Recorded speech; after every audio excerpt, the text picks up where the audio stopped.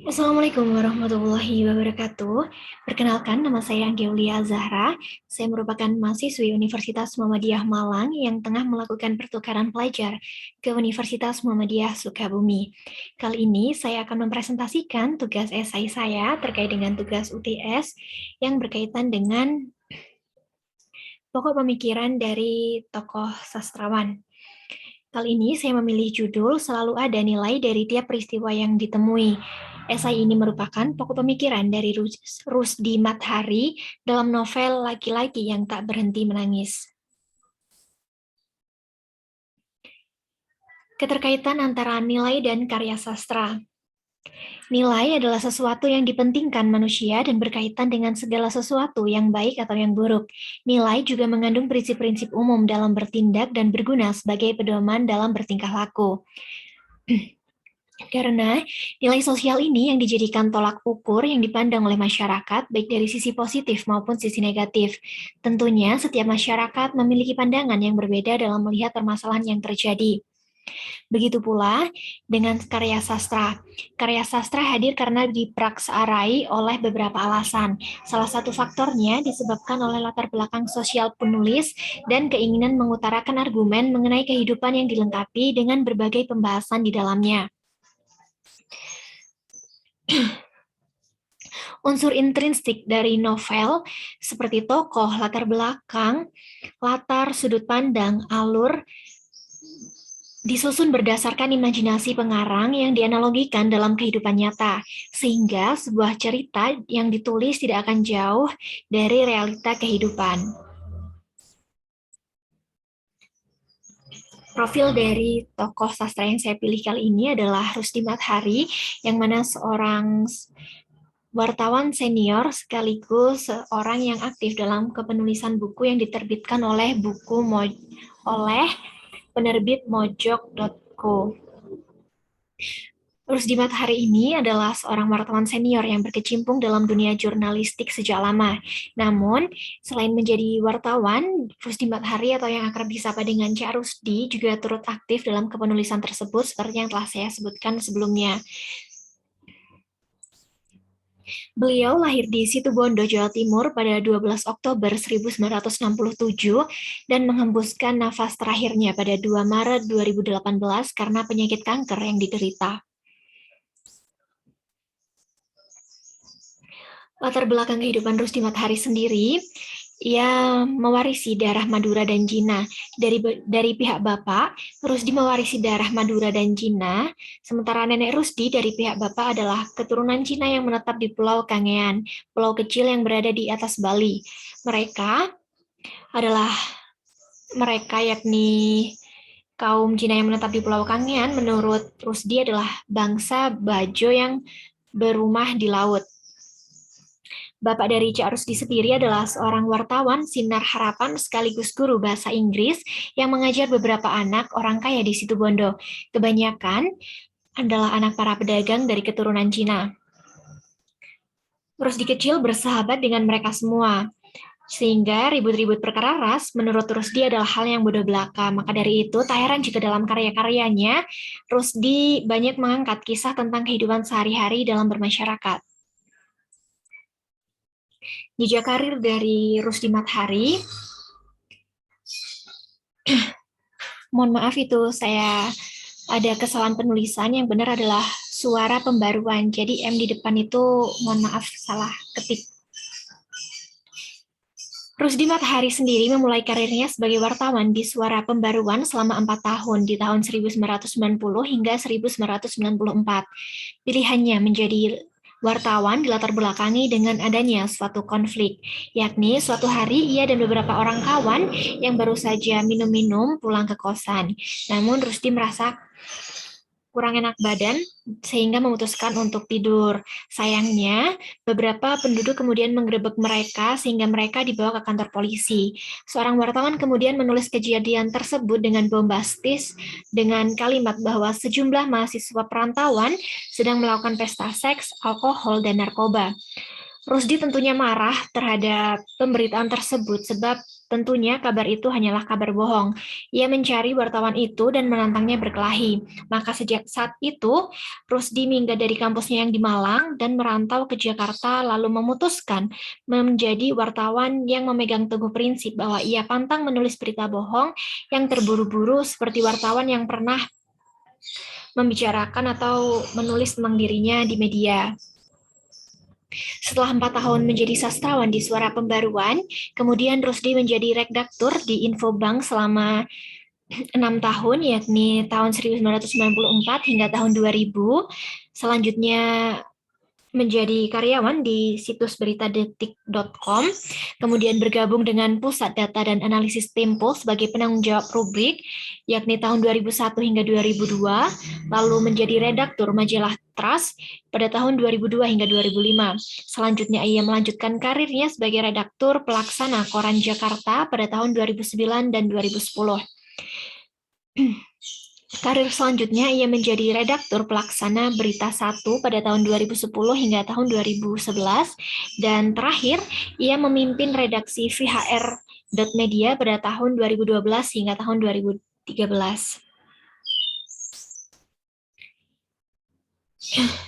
Selain aktif dalam dunia jurnalistik, beberapa buku yang telah berhasil diterbitkan oleh Rusdi Mathari ialah Merasa Pintar, Bodoh Saja Tak Punya, yakni sebuah kisah sufi yang menceritakan tentang kisah sufi dari Madura yang diterbitkan pada tahun 2016.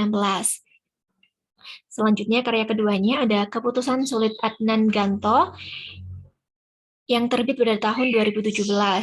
Karya ketiganya adalah Mereka Sibuk Menghitung Langkah Ayam pada tahun 2018.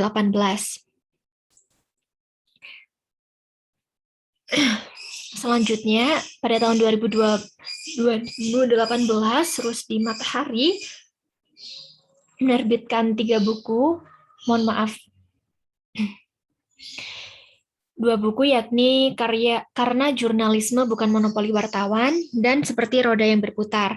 Pada tahun 2019, setelah ia meninggal, bukunya ada yang masih terbit, yakni Laki-laki yang Tak Berhenti Menangis, yang terbit pada tahun 2019, dan juga pada tahun 2020 ada 2 karya, yakni Aleppo yang menceritakan tentang memoir pendek tentang hidup yang panjang. Buku ini mengkisahkan tentang kisah hidup dari Rusdi Mathari sendiri. Dan karya terakhir yang telah dibukukan dan berhasil diterbitkan adalah Laki-laki Memang Tidak Menangis, Tapi Hatinya Berdarah, Dik. Buku lain dari Rusdi Mathari yang diterbitkan secara online, daftar buku ini saya dapatkan dari blog milik Rusdi Mathari yang hingga kini masih dapat kita akses, yakni 1. Pengakuan Dirut Adikarya, 800 Tahun untuk Rumi, Misteri IMF, Nabi Terakhir, Gaya Bisnis Militer di 3 Kota, Mereka Tidak Bisa Lagi Bermain, Agar Tidak Ditipu Perusahaan, Pertumpahan Darah Pertama di Masjidil Haram, Inilah Golkar yang Dihujat dan Dimaki, Kebesaran Soeharto dan Permintaan Maafnya, Fakta yang Dikaburkan tentang Dracula, Ruang Tertutup Cina, Kisah Anis yang Dinikahi Lelaki Tua, Buku Hoax Misa, dan yang terakhir ada Ini Sarinah Bukan Dakocan.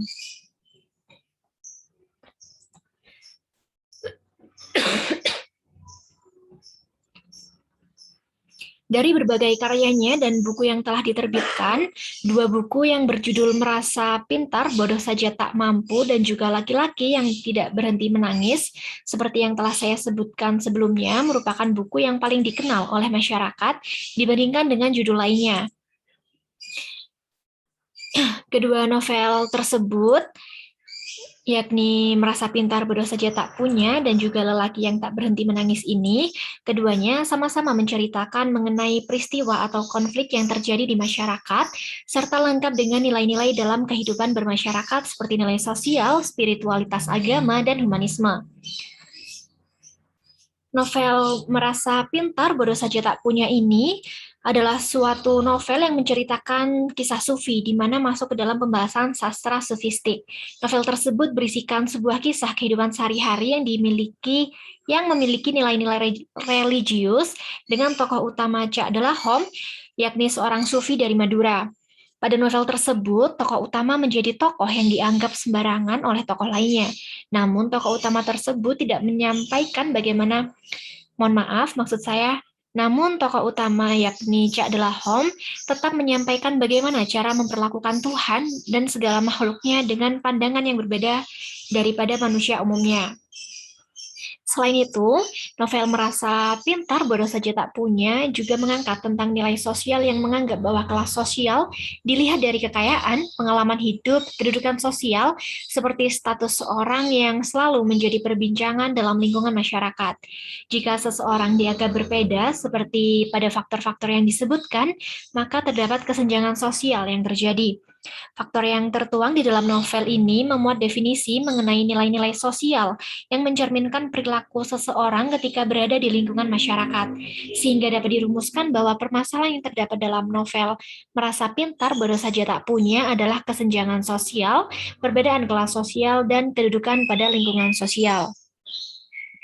Begitu pula, tidak jauh berbeda dengan novel yakni Laki-laki yang Tak Berhenti Menangis yang telah diterbitkan pada tahun 2019. Pada novel ini, secara garis besar, permasalahan yang tergambar adalah nilai ketuhanan atau nilai religiositas.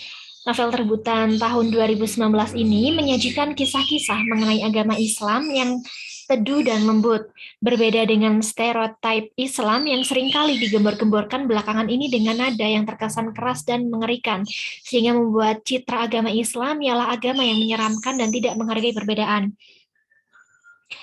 Dalam novel ini, yakni novel Laki-laki yang Tak Berhenti Menangis, setiap kisah yang disajikan sangatlah relevan dengan keadaan masyarakat di zaman sekarang, karena novel ini mengandung berbagai permasalahan seperti body shaming, saling menghina orang lain, fitnah, intoleran dengan agama dan ras lainnya, dan lain sebagainya.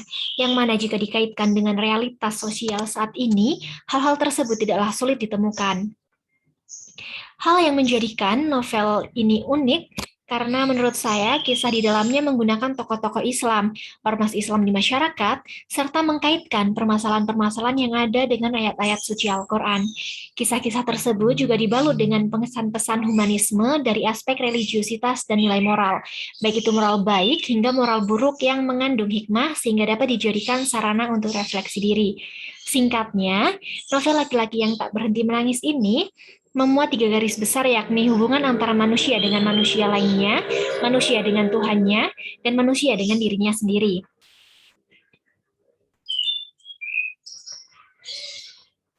Bisa dikatakan bahwa Rusdi memiliki gaya pemikiran yang old school. Old school ini dalam artian ia tidak pernah terburu-buru dalam menulis sesuatu. Ia kerap memeram ide tulisan, bahan tulisan, dan baru benar-benar ditulis ketika itu telah benar-benar matang. Hal ini dikarenakan prinsip hidup yang dipegang teguh oleh Rusdi bahwa semasa hidupnya ia memutuskan untuk jadi wartawan yang memegang teguh prinsip. Ia pantang menulis berita bohong dan yang terburu-buru. Maka dari itu, ia memiliki medium lain untuk mengekspresikan pemikirannya sebelum akhirnya diterbitkan, yakni melalui status Facebook dan blog yang diberi nama Rusdi Goblog. Hingga saat ini, blog ini masih dapat kita akses, yakni melalui rusdigoblog.wordpress.com.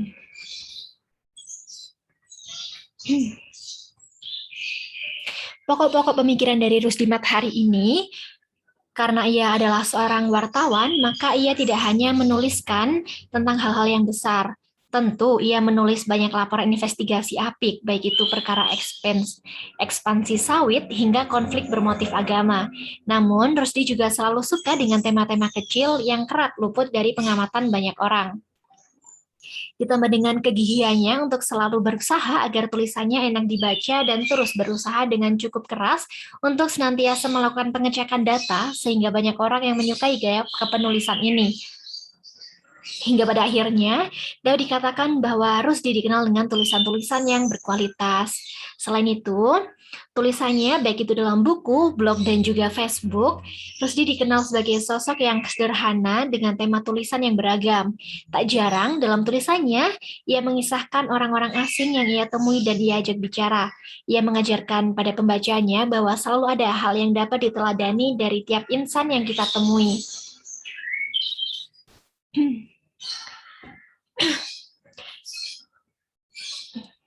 Hal ini termasuk juga perihal pengalamannya selama sakit yang ia ceritakan dengan gaya humoris tapi juga penuh kritik, mulai dari tentang suster dan dokter yang ia temui semasa di rumah sakit, hingga kesesakan suasana kamar ICU yang ia tempati.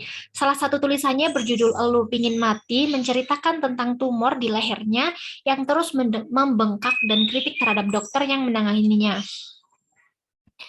Secara lebih spesifik, secara garis besarnya, pokok pemikiran Rudi Mathari dalam karyanya yang berjudul Laki-laki yang Tak Berhenti Menangis memuat beberapa nilai yang tergambarkan seperti fitnah, toleransi, intoleransi, zalim, dan kesabaran. Hal tersebut tersaji dalam data kutipan berikut ini. Fitnah yakni, wahai anak muda, begitulah fitnah bekerja. Kamu tidak akan mampu mengembalikan marwah orang yang kau fitnah seperti sedia kala. Biar beribu-ribu kali kau minta maaf, beribu-ribu kali pula aku memaafkanmu, semua itu tidak akan dapat mengembalikan marwahku yang telah kau renggut dengan fitnahmu. Sekarang kau pergilah. Tak perlu kau mengingat-ingat lagi pernah memfitnahku. Dalam kutipan tersebut mengandung pesan bahwa perbuatan fitnah tidak akan bisa mengembalikan kehormatan orang yang telah difitnahnya. Seolah dari kutipan tersebut, Rusdi menginginkan agar pembaca belajar mengenai nilai berupa convertinity value karena menitik beratkan pada pengendalian perilaku agar tidak melanggar harapan sosial atau norma yang ada dalam masyarakat. Sehingga hubungan kekerabatan sehari-hari dapat berlangsung dengan lancar dan harmonis. Karena sejatinya, sebagai makhluk yang diciptakan, sebaik-baiknya oleh Tuhan adalah sudah sewajarnya untuk senantiasa berusaha menjaga keharmonisan yang terjadi di sekitar. Selain itu, nilai toleransi juga ingin disampaikan Rusdi Mathari dalam karya ini, yakni di tengah paranoid publik barat terhadap Islam, wali kota Kertil di Prancis melawan arus dengan mengizinkan pembangunan masjid megah di kotanya. Itulah Masjid Kertil, masjid pertama dan terbesar dibangun di Eropa dalam waktu 100 tahun terakhir. Jika dikaitkan dengan realitas kita saat ini, Indonesia dikenal sebagai masyarakat majemuk. Maka tak heran bila di beberapa daerah dengan beragam pemeluk agama, selain dapat terlihat kehidupan yang penuh toleransi dalam wujud saling menghargai, solidaritas, serta perasaan saling tenggang rasa, tetapi juga kegiatan yang berkaitan dengan agama seperti tolong-menolong dalam kegiatan pembangunan masjid atau gereja. Berdasarkan kutipan di atas, terlihat bahwa sosok wali kota Prancis berani membuat langkah yang berbeda dalam masa pemerintahannya. Di tengah polemik warga Eropa yang terkesan Islamophobia, justru ia malah menghargai perbedaan agama dengan cara mengizinkan pembangunan masjid. Sayangnya, di Indonesia sendiri adanya rasa toleransi kerap kali masih susah ditemukan. Hal ini ditinjau dari adanya unjuk rasa hanya karena umat agama lain tidak sepaham dengan diri sendiri yang tengah melaksanakan proses ibadahnya, yakni membangun tempat peribadatannya hingga melangsungkan prosesi pemakamannya sesuai dengan ajaran agama yang dianut oleh masing-masing masyarakat. Melalui kutipan tersebut, seolah Rusdi sedang menyindir sekaligus berharap agar masyarakat lebih bisa toleransi terhadap segala perbedaan yang ada di sekitar kita. Perilaku intoleransi yang demikian itu tadi ada keterkaitannya pula dengan sifat zolim. Berikut kutipan sifat zolim tersebut. Lalu, Senin tempo hari, sekelompok massa yang mengatasnamakan umat Islam Bekasi, Jawa Barat, memprotes pembangunan gereja di kota itu sembari berteriak-teriak menyebut nama Allah. Mereka meminta pemerintah daerah mencabut izin pendirian pembangunan gereja Santa Clara meskipun semua persyaratan dan izin mendirikan gereja sudah selesai diurus. Gereja Katolik Santa Clara yang ditentang oleh orang-orang Islam di Bekasi adalah gereja yang sudah ada sejak 11 Agustus 1998 dan selama 17 tahun paroki sempat berupaya mendapatkan IMB. Dan setelah izin keluar, 3 hari sebelum Lebaran, entah kenapa orang-orang Islam di Bekasi kemudian menentangnya dan perilaku mereka niscaya memalukan.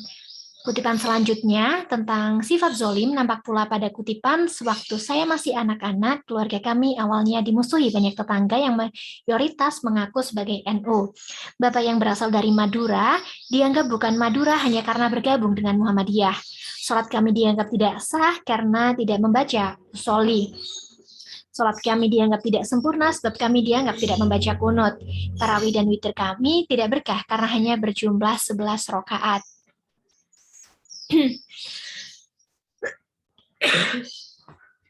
Berdasarkan kutipan-kutipan tersebut dapat terlihat bahwa tidak adanya rasa toleransi atau rasa intoleran dari warga Muslim terhadap umat Kristiani. Padahal sejatinya toleransi Islam bukan hanya sekedar memberikan kesempatan beragama atau memberi kebebasan dalam mengamalkan ajaran mereka, namun juga toleransi dalam wujud menghormati penganut agama lain dan mengizinkan umat lain melaksanakan upacara peribadatan dengan bebas, aman, dan nyaman. Sementara kutipan kedua menggambarkan kezaliman yang berwujud menyia-nyiakan umat satu agamanya sendiri, yakni menghina apa yang dipercaya oleh orang lain karena berbeda pandangan, organisasi, dan mazhab. Secara garis besar, kutipan di atas menggambarkan adanya rasa paling berkuasa di atas segalanya terhadap suatu hal. Kutipan-kutipan tersebut secara garis besar menggambarkan adanya power value, yakni merupakan suatu nilai yang menitik beratkan pada kedudukan sosial, pencapaian status, kekuasaan, serta pengendalian atau dominasi terhadap sumber daya manusia lainnya. Yang ketika kita kaitkan dengan realitas sosial di masyarakat, tak jarang dijumpai adanya fenomena menghina agama lain atau merasa dirinya yang paling benar, bahkan menghina sesama kaum sendiri dengan kata kafir karena tidak satu ormas atau tidak satu pandangan. Selain nilai-nilai negatif, ada juga nilai positif yang ingin ditunjukkan oleh Rusdi Mathari, yakni adalah nilai kesabaran. Yang tersaji dalam kutipan, Bapak akan tetapi tidak Bapak akan tetapi tidak melayani semua celaan para tetangga. Sebaliknya, hampir setiap Jumat malah berjumatan di masjid. Di masjid-masjid NU di pelosok Situbondo yang khatibnya berkhotbah menggunakan bahasa Arab. Bahkan sampai sekarang, setiap kali kami mengadakan hajatan, Bapak selalu mengundang Kiai NU untuk memimpin doa dan memberi nasihat tentang kebaikan. Hal ini karena sayangnya sebagai manusia kita tidak bisa mengontrol segala perilaku orang lain yang diberikan kepada kita. Maka dari itu, Rusdi Mathari seolah ingin mengingatkan kita agar dalam hidup kita juga harus membentengi diri sendiri dengan sifat sabar. Dalam kutipan tersebut, Rusdi mengkisahkan bahwa tokoh Bapak tidak pernah balas dendam terhadap perilaku buruk yang diterimanya dari orang sekitar yakni tetangganya sendiri. Sebaliknya, tokoh Bapak justru senantiasa mengerjakan hal baik untuk diri sendiri dan juga untuk orang sekitarnya. Hal ini menunjukkan bahwa tokoh Bapak menekankan dirinya pada pengendalian perilaku dengan tidak mengganggu orang lain agar tetap terjadi kehidupan yang tentram dan harmonis. Berdasarkan kutipan-kutipan tersebut, terlihat bahwa Rusdi cenderung memiliki pokok pemikiran yang menekankan diri dari nilai-nilai sosial yang ada di sekitar. Karena gambaran peristiwa yang telah ia kisahkan dalam novelnya, yakni laki-laki yang tak berhenti menangis, tidak asing dengan kehidupan kita saat ini. Rusdi seolah menyindir dengan halus beragam konteks fenomena yang terjadi di masyarakat sekitar kita, namun dengan penggambaran peristiwa yang berbeda. Fenomena-fenomena yang terlihat sepele dan kerap kali luput dari pemikiran, padahal sejatinya hal-hal tersebut merupakan hal yang krusial dalam hidup bermasyarakat. Berbagai penggambaran tersebut sesuai dengan gaya kepenulisan Rusdi yang ringan, senantiasa memperhatikan tema-tema kecil yang kerap luput dari pengamatan banyak orang, penuh kritik, namun juga mengajarkan kepada pembacanya bahwa selalu ada hal yang dapat diteladani dari tiap peristiwa yang ditemui. Sekian yang dapat saya sampaikan terkait dengan pokok pemikiran dari almarhum Rusdi Mathari. Mohon maaf atas salah kata dan kurang jelasnya apa yang telah saya sampaikan. Sekian dari saya. Wassalamualaikum warahmatullahi wabarakatuh.